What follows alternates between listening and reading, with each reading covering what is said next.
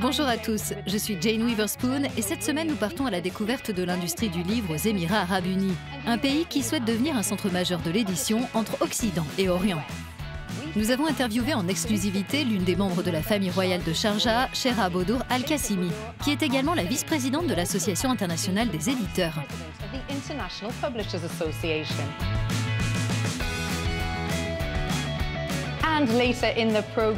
Plus tard, nous découvrirons le Kumzari, une langue méconnue parlée sur la côte de Musandam, dans la péninsule d'Oman.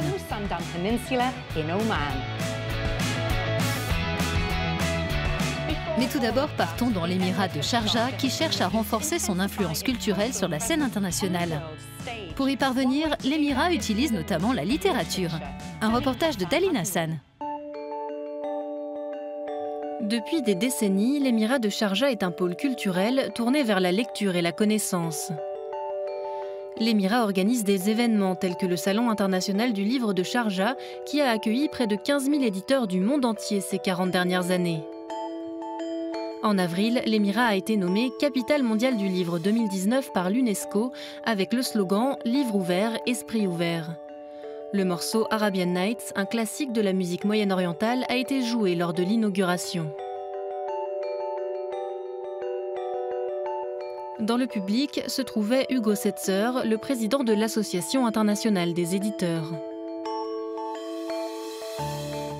Je pense qu'il est très important de montrer tout ce qu'il se passe dans le monde arabe, car c'est une région parfois mal comprise par les autres pays.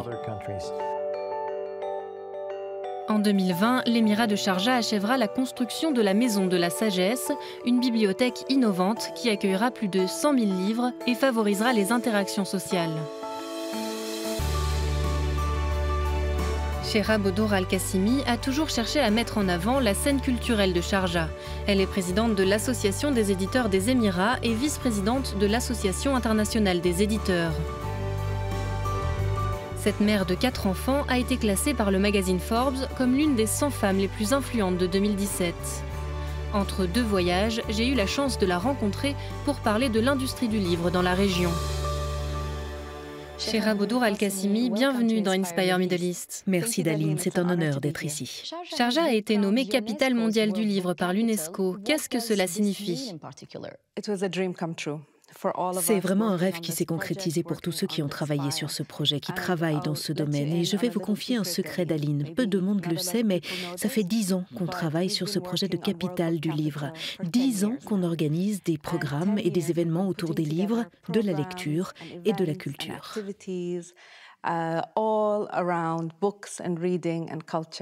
Comment les éditeurs émiratis peuvent-ils améliorer leur compétitivité mondiale ? Je suis éditrice aux Émirats Arabes Unis et il y a 12 ans, j'ai créé ma propre maison d'édition, le groupe Kalimat. À l'époque, il n'y avait pas beaucoup d'éditeurs et je voulais former une association. J'ai appelé des gens et en cherchant un peu, j'ai trouvé 13 éditeurs.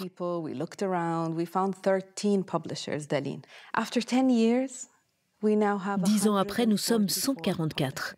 Nous avons créé une plateforme pour les inviter à se rencontrer, à trouver de l'inspiration et pour les soutenir sur le terrain international.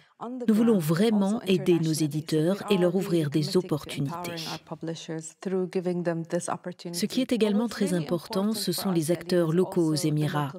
Nous travaillons de manière étroite avec le gouvernement et il existe de nombreuses règles et réglementations qui peuvent parfois être un obstacle pour nos éditeurs. Mais les acteurs qui nous accompagnent nous soutiennent vraiment. Les coûts et les frais sont considérés comme des obstacles potentiels à la croissance du secteur de l'édition. Comment les Émirats aident-ils cette industrie à surmonter cela ? Où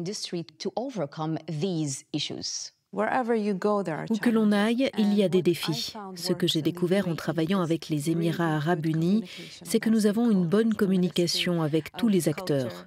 Le ministère de la Culture a fourni des numéros ISBN gratuits pour nos éditeurs. Cela leur donne la possibilité de publier davantage de livres provenant des Émirats Arabes Unis sans payer les frais ISBN qui peuvent constituer un obstacle pour certains éditeurs. Nous travaillons aussi avec le ministère de l'Éducation pour que les contenus des éditeurs puissent figurer dans les programmes scolaires. Enfin, nous travaillons avec le ministère de l'Économie afin de protéger les droits de nos auteurs. Il y a des éditeurs du monde entier au sein de notre association et bien sûr, ils publient des livres dans différentes langues, pas seulement en arabe.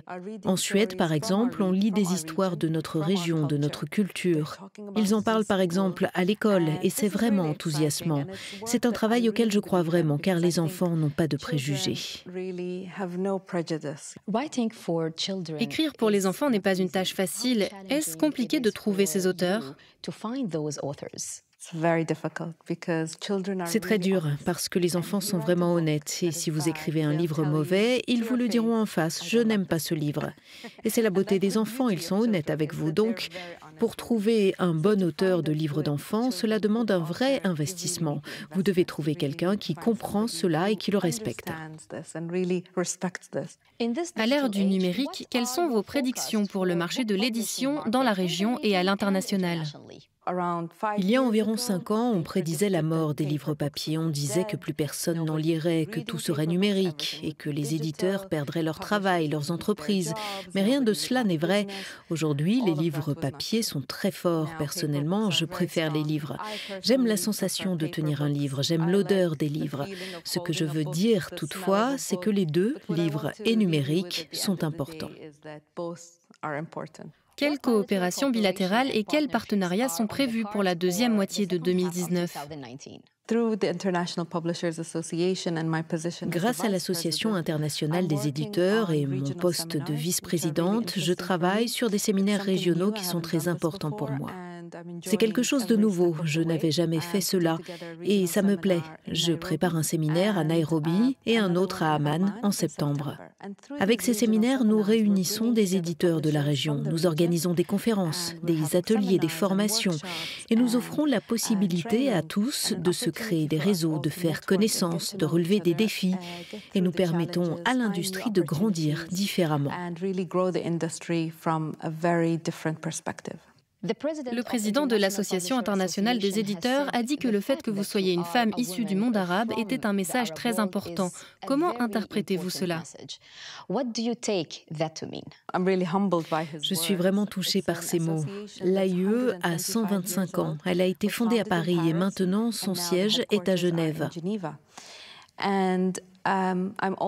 Je ne suis que la deuxième femme à la tête de l'association et la première au Moyen-Orient. Donc cela veut dire que les temps changent et que la diversité et l'inclusion sont importantes. Chera Bodour, merci beaucoup. Merci à vous, Daline, c'était un plaisir. Pouvez-vous imaginer à quoi ressemble une langue qui mélange le farsi, l'anglais, le français, le portugais et l'arabe ? Pour la découvrir, nous avons envoyé Rosie Liz Thompson dans le détroit d'Armouz pour rencontrer les 4000 personnes qui parlent cette langue unique.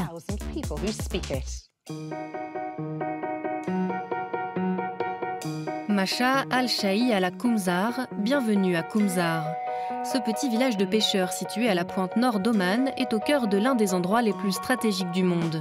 Cette enclave s'est forgée une langue unique, le Koumzari.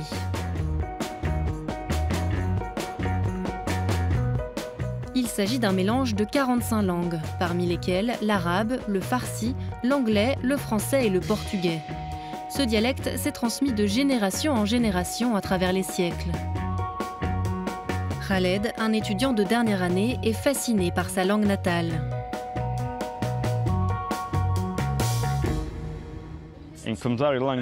Dans la langue Koumzari, on dit door pour désigner une porte. C'est le même mot qu'en anglais, door.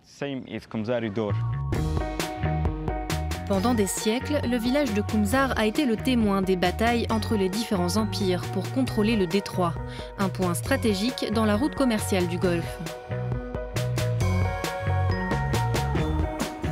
Alors que les marins du monde entier s'arrêtaient pour chercher de l'eau, les habitants auraient appris leurs différents langages. Dans le passé, ils traversaient le village de Koumzar avec leurs bateaux.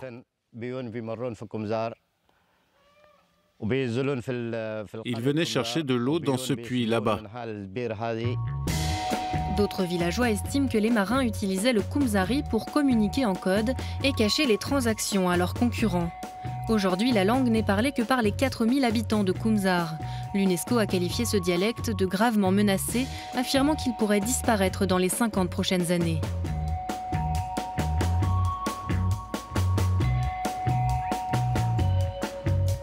Pour de nombreuses langues au bord de l'extinction, la cause principale est la perte de la culture. Mais pour les Kumzari, l'identité et la culture sont étroitement liées, ce qui pourrait assurer la survie de leur langue maternelle.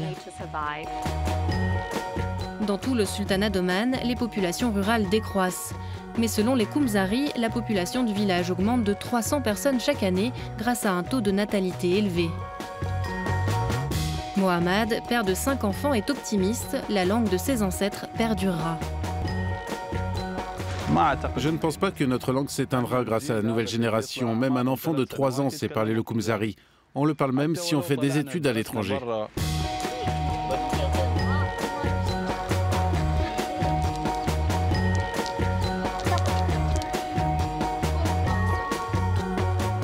Seul le temps pourra dire si le parler du détroit fera toujours partie de l'identité de Kumzar dans les années à venir.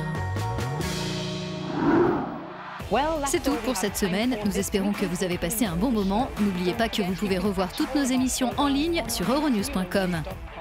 Avant de nous quitter, voici des amateurs de langue et de littérature trouvés sur les réseaux sociaux. L'émirati Hamda Abbas est venu passer des vacances en famille à Kumzar et il a été heureux d'apprendre certaines expressions locales avec les résidents. Et Annie Agami, aussi originaire des Émirats, qui s'est sentie fière de son pays devant le monument de la capitale mondiale du livre à Sharjah.